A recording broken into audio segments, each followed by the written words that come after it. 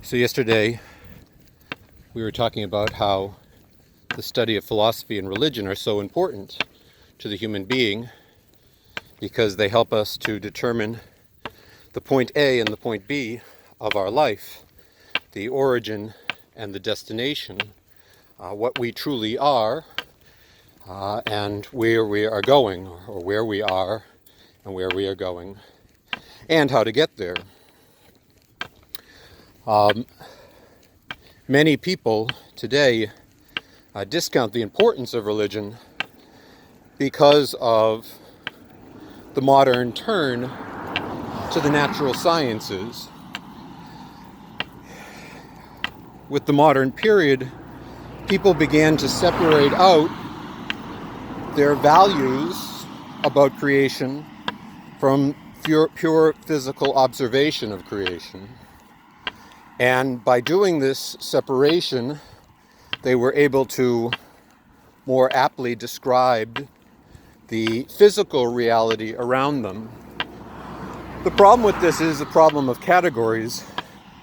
In the old days, people would read Aristotle's categories and understand that different types of knowledge exist, different categories of knowledge exist, and that the physical sciences can talk about those categories of knowledge which have to do with observation, those categories of knowledge which can be measured and weighed, timed, observed in their change. But that's not the only category of knowledge there is. In fact, it's really important that we understand that that's not the only category of knowledge there is. Otherwise, you're left with a relativism that says you can do anything. And advanced science and relativism is a really, really dangerous combination. Where are we going can never be told to us by the sciences. Science can tell us that we could go that way, or this way, or that way, or that way. Science can even hurl us towards our destination, making it easier to get there, as we see in the case of this car that's moving much faster than I am, but in the opposite direction. But if we think about it, the same car that could get me to Compostela today is the same car that could hurl you against a wall or over one of those cliffs that I saw the last few days. And so the sciences don't satisfy the type of knowledge that we need to know where we're going. And they may not even satisfy the type of knowledge that tells us where we are. Because, of course, we can measure certain things about our being, our physical being. But if there is a soul, which I presume there is, for various reasons, it too, like God, would be immeasurable because it is outside of the categories that the natural sciences have competency over. Many people today in the modern period think that since the natural sciences, and note I keep on making reference to the natural sciences because in fact in antiquity there was an understanding that scientia, knowledge, had to do with more than just the natural sciences. Now often they squished together, if you will, morality and mythology and biology, geography, right? And so their worldview was very anti, or at least unscientific in the modern sense of the word. It didn't aptly describe what physical reality was like, but it did describe all sorts of other types of information that perhaps are more interesting and more important, precisely where we're going and why, and how to get there, and where we start from. Many people think that faith and reason are at odds with each other. And I'll often have people tell me, well, science disproves the existence of God. which always causes me to chuckle and weep at the same time, because by saying something like that, you're saying something quite silly and something quite tragic. Any God who could be proven by natural science would not be God. If you could take a microscope or a telescope and find God, I wouldn't believe in that God either. Because by definition, God is uncreated, immaterial, omnitemporal, omnispatial, omnipotent. Imagine if I was standing in a classroom and I asked you to find me with a microscope. You would correctly say, well, the microscope looks at small things and you're too large. Well, you might find me with a telescope, but I'm in created existence.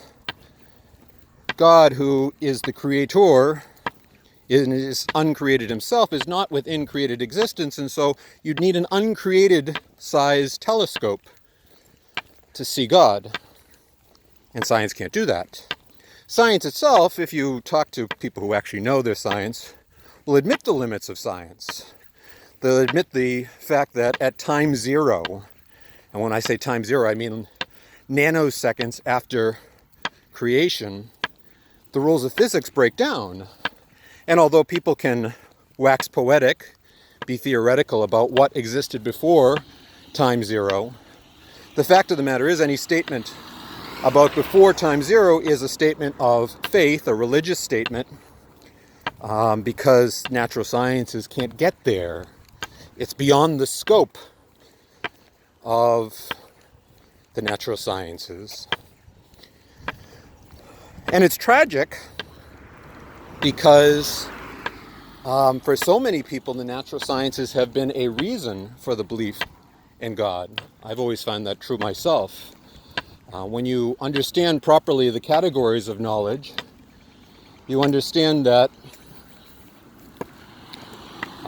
everything in creation having order, everything in creation having a type of beauty, everything in creation having existence itself, demonstrates a reasonability for God's existence, a reasonability for belief in him.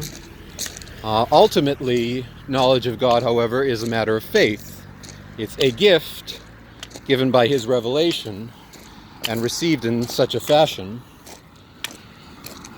And so tragically, the person who says science disproves the existence of God, A, doesn't understand science, and B, doesn't understand God, and C, misses out on how one points to another.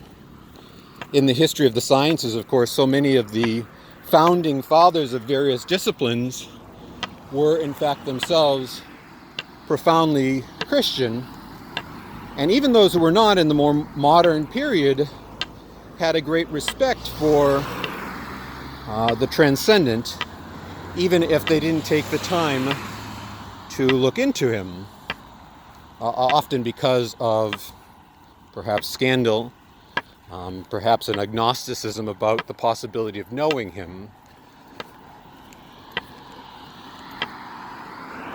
My point being that faith and reason are two sides of the same coin.